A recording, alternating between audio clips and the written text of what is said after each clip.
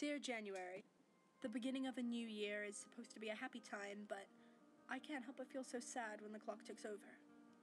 All the memories, all the places, all the people, they're gone. Tell me everything that happened. Tell me everything you saw. And here we are, thrust into the unknown, expected to make new memories, explore new places, and meet new people. Is that why we celebrate the new year, January? To override how scared we are? I don't know if you'll ever know January, because I certainly won't. Dear February, this month has been one of great ideas and change for me. I never considered myself a painter, but now my hand flies across the canvas as if it's been possessed by some greater being. They're not Picasso by any means, but they're special to me. Splatterings of blue and brown, red and purple.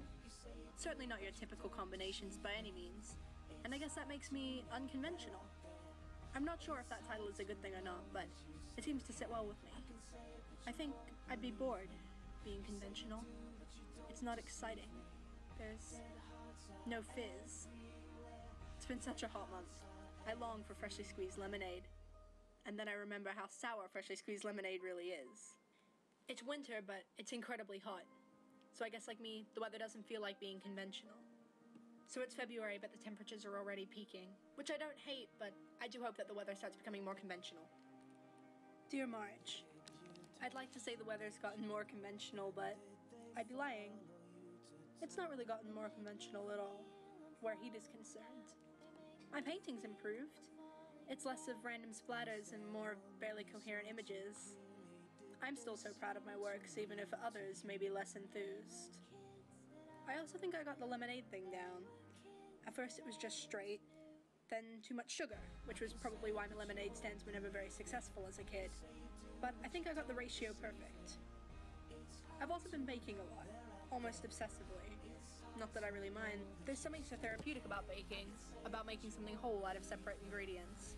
I guess I like to imagine life is a bit like baking, but I'm probably being overly existential. I love the satisfying simplicity of all this. I don't need an intricate life, just a happy one.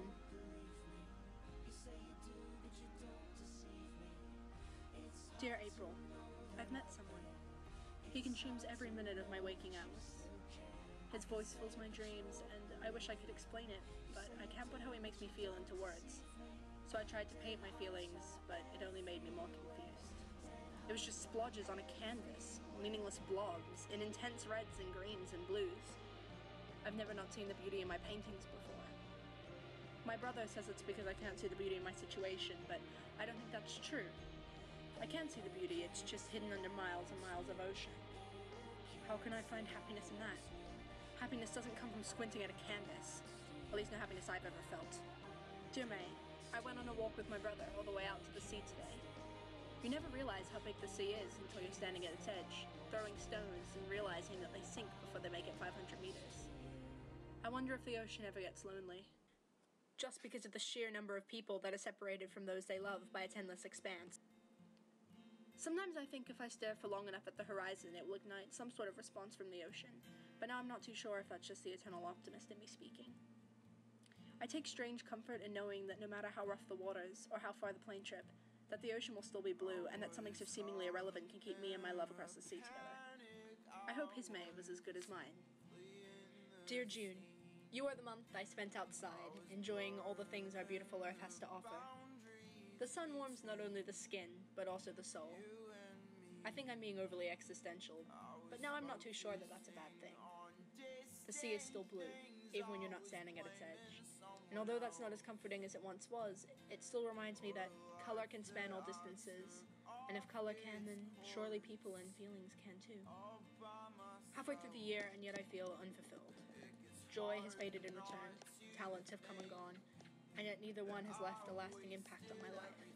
I always thought the only life I wanted was a happy one, but I don't think that's true. For without sadness, without complexity, how can we be thankful for simple happiness? Dear July, it's rained and rained this month. I'm surprised the ground ever dried out after all the rain. But it was so backwards. When the sun came out, the flowers stopped blooming. When their source of life was here, they stopped living. It doesn't mean things weren't beautiful, it just means we have to find beauty in other things. Less conventional things. For example, have you ever seen the beauty in weeds? They are beautiful, even if they don't seem it.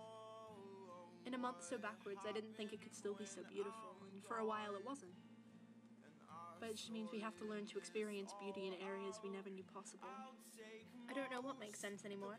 July, you've opened my eyes to the backwards things that can still be forwards. Dear August, this is always the time of year I like the most. The last moments of summer, the last rays of light. It's tragically beautiful. I had a picnic with some of the people who mean the most to me. We watched the lights fade and the sounds of our voices clashed with the sounds of dusk. The moon was covered. It seemed to be for the whole of you, August. The nights are so dark, barely lit. The birds are flying away too. Their wings can carry them so far, so high. I wonder how big I look from up there, whether they'd even notice me, whether they'd notice anyone. August, thank you for showing me that we all get scared about stupid things and that we all feel sad and that no one of us knows what we want. Thank you for teaching me I'm not alone and for teaching me that sometimes being surrounded by the people you love is one of the greatest pleasures. That you don't need a romantic relationship to have a happy one. And that it's okay to relive moments from your childhood no matter how stupid they make you feel. That the light of dusk makes everything seem beautiful and whimsical. And that sometimes reliving your past can be as rewarding as it can be painful. You showed me that being surrounded by people you love is more amazing than anything the birds will ever be able to see.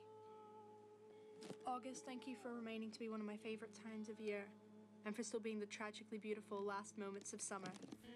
Dear September, all of the light is gone, faded into a haze, yet it's still a happy month.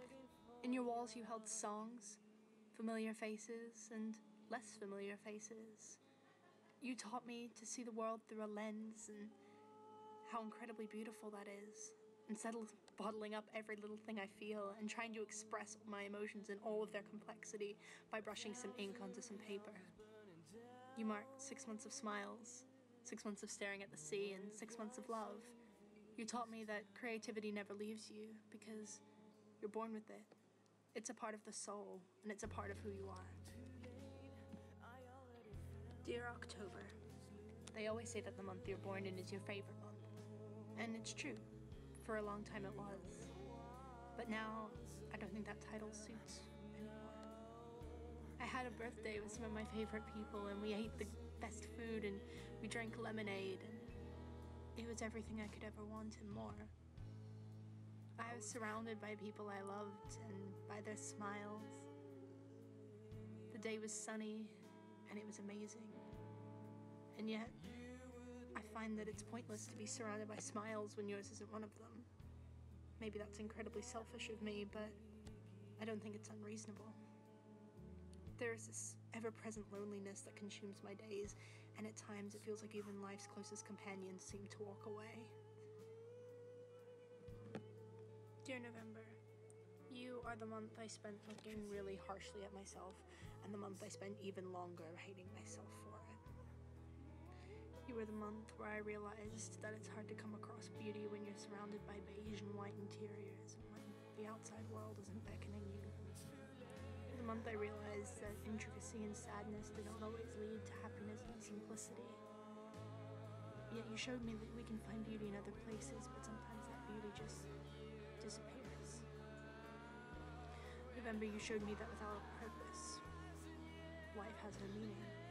And you also taught me that sometimes beauty fades and that it's not all glowing candlelight and that sometimes the lights go out and that it's okay to be scared.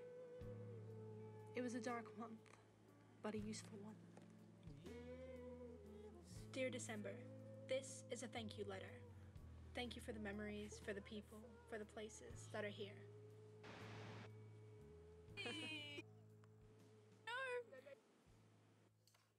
Thank you for letting me create them in my notebook.